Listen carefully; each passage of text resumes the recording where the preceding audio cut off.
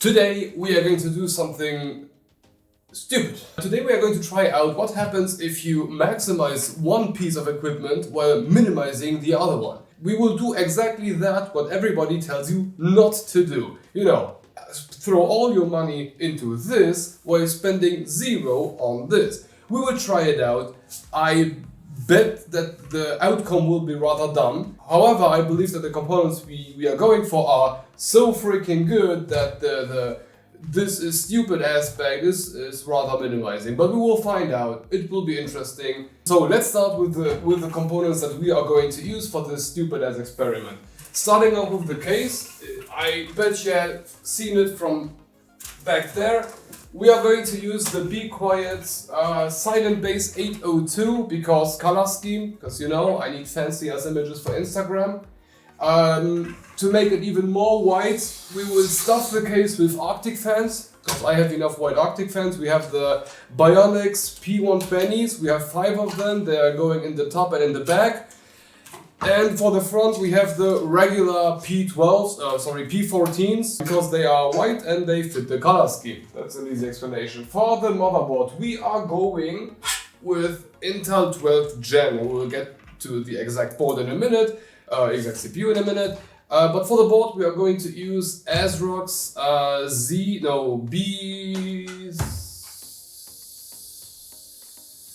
B660. For the CPU, that's the important part, or the stupid part. We are going for an Intel i5, what is it, 12400, 12500. We are going for a 12500. Nothing, a 12500. To make it very clear, this is not a bad CPU. So far what I've read on other people's channels, about other people's reviews, this is supposed to be a very, let's call it price-conscious option for your next PC gaming build or whatever you want to call it. However, what we are going to do with it is take a, let's say, very mid-range CPU, which is fine, mind you, but we will combine it with the biggest freaking GPU I can find. This is a 3090 Ti, and no, in no world is this a combination that a sane person would do, but we will do it today just for the sake of this video. To be very exact, this is the Asus TUF 3090. The box is so long that it barely fits on the freaking table. It's insanely long. So what this build is going to be like is essentially max GPU and not minimum CPU. I mean, we could also go for outdated stuff. We could use a FX 320. That would be outdated. We are going to use the mid-range 12th Gen, which I don't know. Maybe it will turn out fine. We will see about that. For the rest, we have a bunch of extra stuff. We have the new Thermaltake, or new for me new Thermaltake TUFRAM RGB, because you know you need some memory. We have 32 gigs. 2 sticks, 3600 megahertz, which will be fine, I guess. Then we've got the usual 970 Pro 500 gig because I need the games. For the cooler, because that's the subconscious reason why I'm doing all of this, I need B-rolls for the cooler. We will be going with the Xilinx M705D or XC061 something. Because I need B-rolls, but most importantly because I really want to shine some light on this cooler, because it is really freaking good. It turned out to be just slightly underneath the Nokia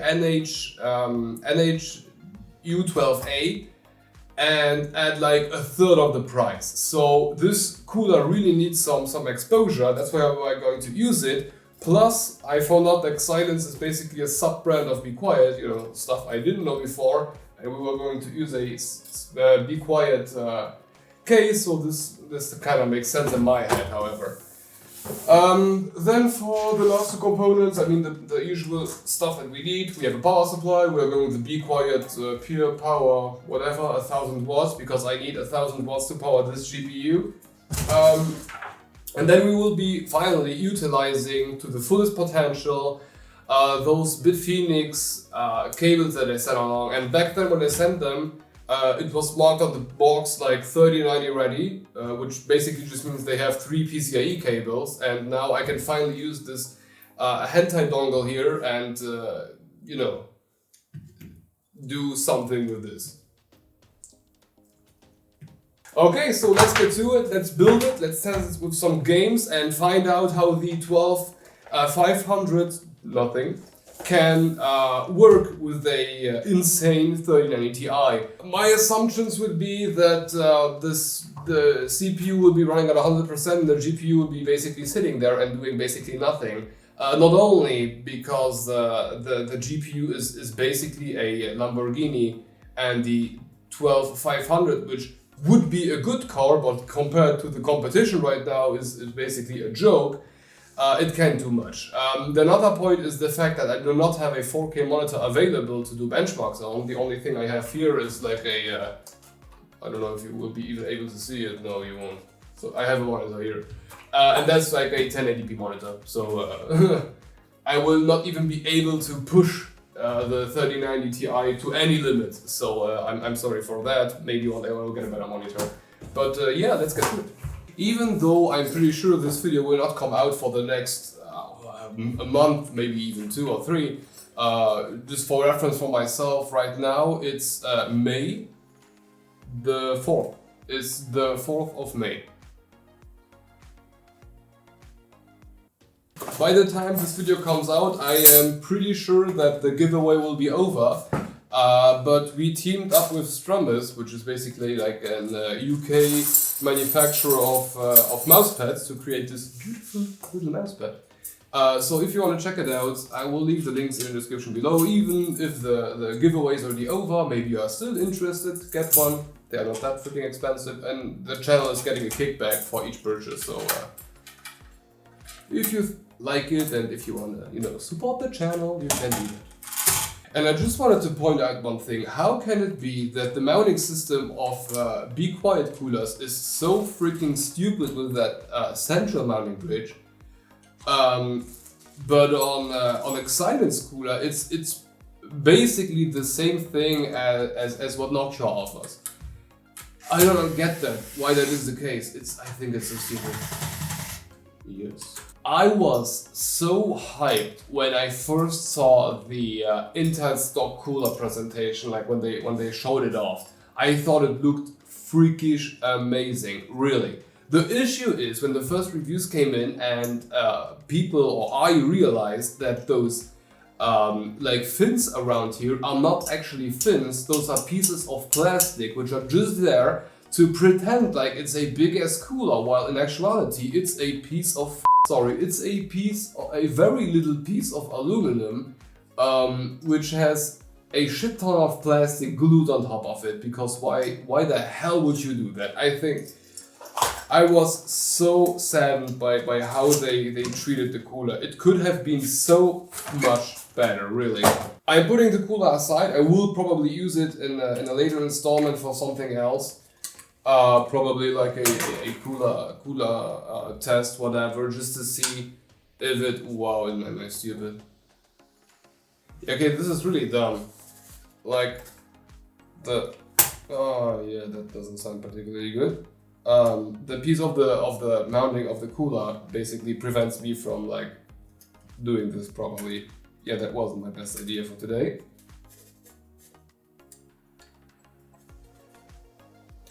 I need to take the cooler off. Some of that GC Extreme, which I got like a freaking gallon of. Also, I want to point out that the cooling system that I'm installing here is basically complete, but I mean complete freaking overkill. Like, there is no reason to go for a cooler this strong for a CPU this weak. But this is not about a well-optimized system. We are mixing a very beginner-friendly CPU with a GPU of the capacity of a freaking fire truck. So nothing about this video is logical. Well, isn't this a beautiful little ready mainboard?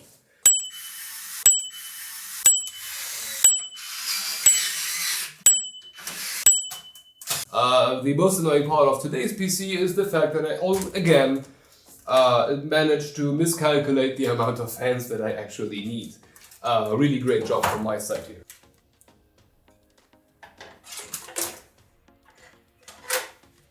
I forgot the cover.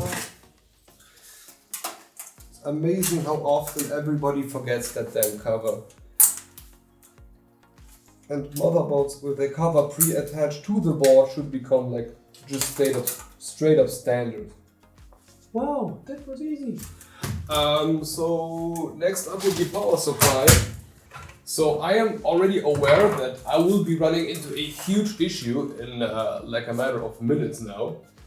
Notably, the fact that I do not like the octopus cable that 3090s just come with nowadays. I prefer, you know, to have the cable straight going into the card rather than seeing that disgusting piece of crap. Now, I can't really do anything about that. I do have cable mod cables coming in, and they will be having that weird ass NVIDIA 16-pin whatever adapter or cable straight with nice looking braided sleeves. The issue is I don't have it yet, so I will need to work around it, and I kind of wanted to use the white cables because the color scheme of the whole thing is already, you know, weird enough. So I didn't want to add any more weirdness into the mix. To be honest, I don't know how to deal with it, how to do it. Okay, so possibility number one, normal installation. Possibility number two, yeah, this does look sick. Oh yeah, we are going to do that. Oh yeah. I know that we will be choking the GPU. I know that. I just don't care. No, this doesn't fit. The CPU cooler or the GPU is too long to make this happen. Cause like the CPU cooler is just resting on the GPU, or it's not even allowing it to go down to its fullest extent. So unfortunately, no, this will not happen. The beefy boy.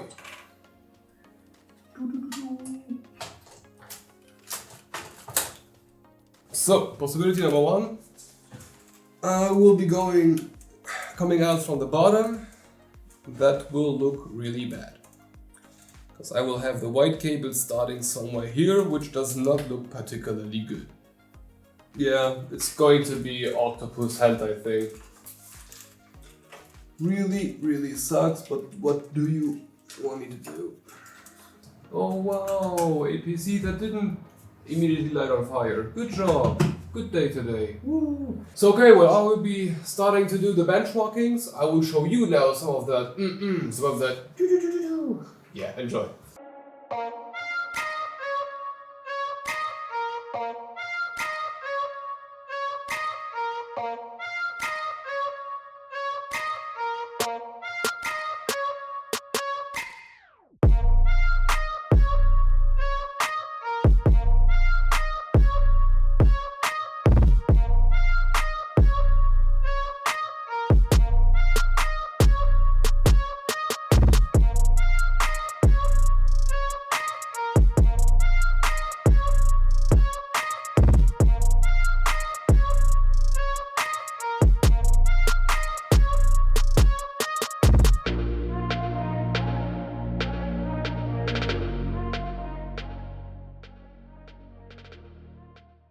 Apparently, this wasn't that stupid after all. First off, after I finished building everything, I noticed one thing. Why the hell is it actually booting up? If I remember correctly, it was this exact motherboard that just did not want to boot, using two sticks of RAM that were not adjacent to each other, like like pre-builds would do it. And I concluded that two of the RAM slots were just broken because I switched it up. I tried many different RAMs that I had lying around, and it just didn't work. Suddenly now I throw it in, it boots up like there was never an issue before. Like that's.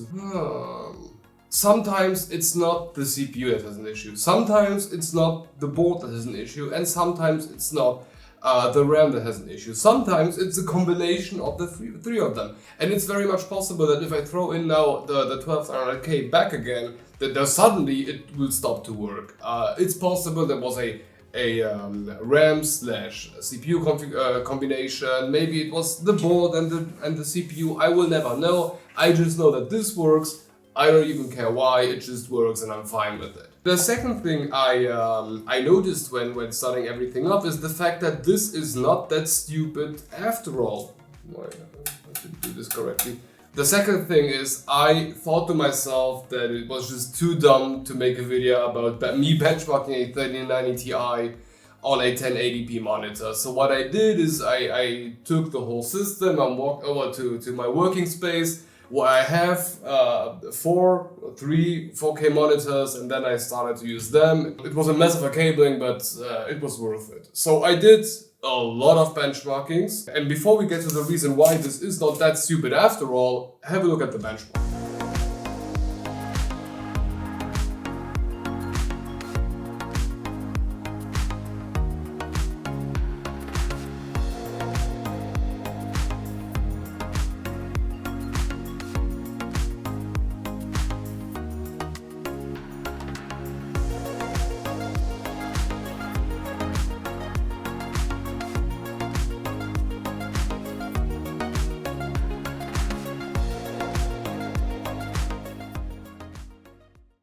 So okay, you have a couple of numbers. The main point about this machine is very much capable of running 4K highest and just, you know, blast FPSs out there like a madman. It is amazing. However, I noticed a couple of things. During all of the benchmarks on 4K, it turned out that the CPU wasn't the actual bottleneck. At least I started to see that on Shadow of the Tomb Raider, where the CPU was, you know, just fiddling around, and the GPU was at the very end. So I really underestimated how much of an impact 4K would have. And can we just admire for a second that this GPU is burning up 420 watts? I knew about that, but seeing it in person is impressive. After turning down the resolution to 1440p, the GPU bottleneck was still there, and I had to turn it down to 1080p, where we had the first time that the CPU did not, you know, just fiddle around, and the GPU load in % started to drop down, so we had something like an equalizer of the usage here, and I was shocked. I thought no matter if 4K, the GPU, you know, it will just be like playing around in the play yard, but no, that is still not the fact. And actually, for something like Shadow of the Tomb Raider, you will not really have a benefit of going with the CPU higher than this. I was shocked, utterly shocked. Then I took Far Cry 6, where I had the exact same thing. At 4K, the GPU was at its peak, it was hitting 99% all the time, and I had to turn down Far Cry until 1080p until the GPU load started to fall down. A real shock. But do you know what was more of a shock to me? That Far Cry 6 revealed to me that Nvidia did not install 24 gigs of RAM as they were supposed to. What the hell is this? I paid for 24 gigs, not for this crap. On the temperature, I also did a little temperature test, just, you know, for fun. Of course, case closed, and then I ran Formac at 4K, because why the hell not? And then CPU Z, and then stress test, and I just, you know, let it sit for a couple of minutes, and the GPU sat down at 65 degrees C and the CPU at 58. So yeah, cooling wise, this system is completely freaking overpowered. And by the way, the fans were just spinning on auto. I have no idea at what percentage they were just auto. The cooling is plenty enough, but really plenty enough. I really wanted to make some fun about this build, and, you know, laugh about the fact that a mid-tier CPU would be, you know, on the ground and crying, but no. Matter of fact is the 10500 non-K is actually not that bad of a pair with a 3090 Ti, as stupid as it sounds. But for like raw gaming, or these games at least, it works fine. Of course, if you now take, you know, games that are super demanding on the CPU, or even start, you know, workloads, then shit doesn't make any sense anymore. But this did not turn out that as stupid as I expected it to be. So yeah, this is the build without a name. I would just call it stupid builds, although it is not that stupid, but I hope you enjoyed it. If you want to call me out for building this, the comment section below is ready for you. Other than that, thank you for watching, and I hope to see you in the next one. But if you want to keep watching, here is another build that is less stupid than this one. I hope to see you in the next one. Bye bye.